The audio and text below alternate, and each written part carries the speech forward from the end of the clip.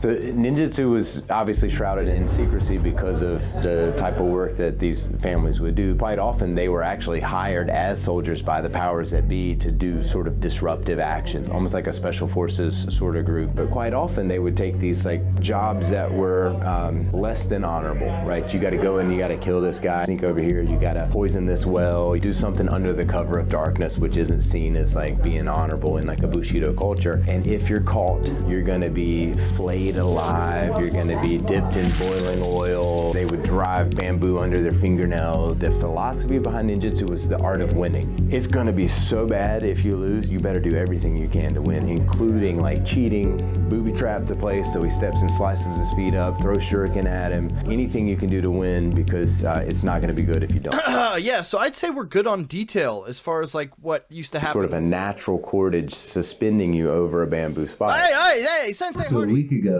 Sensei Seth came by the school and we filmed some content for a video that he made called Ninja Weapons Are Terrifying. And I'll link to that down in the description below so you can check it out if you haven't already seen it. But Seth was really impressed with the like brutality of the ninja weapons. That was way better than I thought.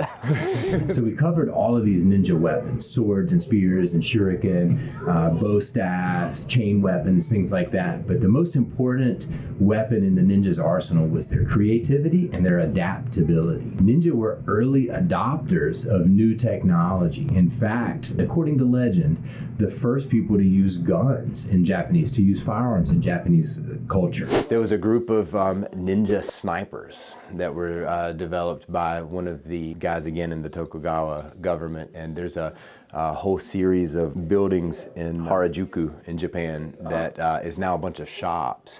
But it used to be the barracks for this ninja clan. Whoa. So wait, ninja snipers. Ninja snipers. Ninja were... Sniping with what? With rifles. Commodore Matthew Perry arrived on the shores of Japan. From Friends? From Friends. And a ninja climbed aboard his boat and stole a gun. Took it back to his local blacksmith. And then that was the introduction of firearms to Japan.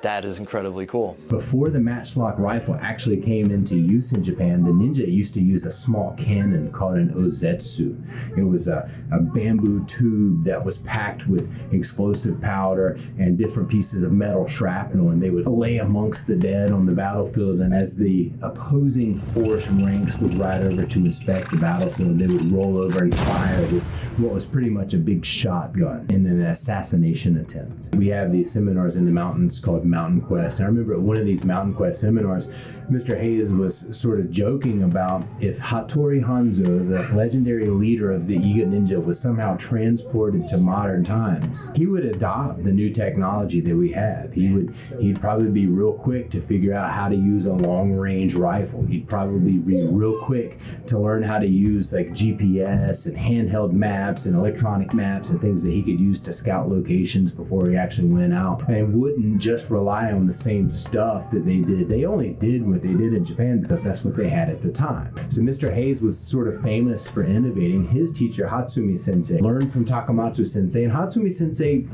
sort of like brought the art to ninjutsu. He linked things together, he made it flow, he made it very smooth. Mr. Hayes innovated from what he got from Hatsumi Sensei. He brought it to America. He made it adapt to our culture. He made it adapt to our laws. He even adapted to our educational models. And ninjutsu's continuing to adapt. With modern martial arts training, we're learning how people are training to get ready for these martial arts competitions in jiu-jitsu and MMA, and we're seeing what works in a real-life laboratory.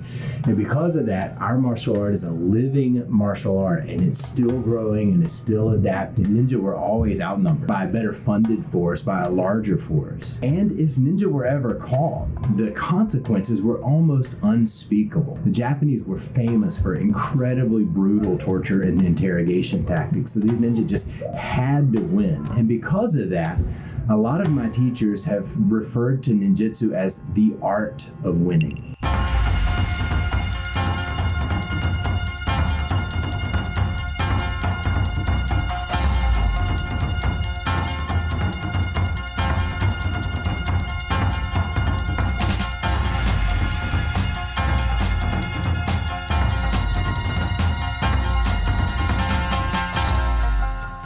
was an acronym WIN for what's important now. And if we can maintain like a presence of mind as we're in the middle of our exchange, the situation changes. That punch that we just got out of the way is over now. That kick that's getting ready to come hasn't happened yet. What's important now? Our martial arts often referred to as the art of winning. And it's a famous quote that is attributed to Takamatsu Sensei. So Takamatsu Sensei is the guy on the top of the picture. He was Hatsumi Sensei's teacher, who is Anshu Hayes' teacher and introduction to ninjutsu. But it's falsely attributed to Takamatsu Sensei. Mr. Hayes, when he first went over there, saw the value in the training so much so that he blew the lid off of it. He took the dojo from 12 people in the world doing it to what we've got now, which is thousands of people all over the world practicing, and some who've been doing it for decades and decades and decades. Mr. Hayes is the ultimate ninja. He attributed this to Takamatsu as a ninja marketing master. But the full quote is, "The way of the martial artist is the way of enduring, surviving and prevailing over all that would destroy him. More than delivering strikes and slashes, and deeper in significance than simple outwitting of an enemy, Ninpo is the way of attaining that which we need while making the world a better place. The skill of the ninja is the art of winning."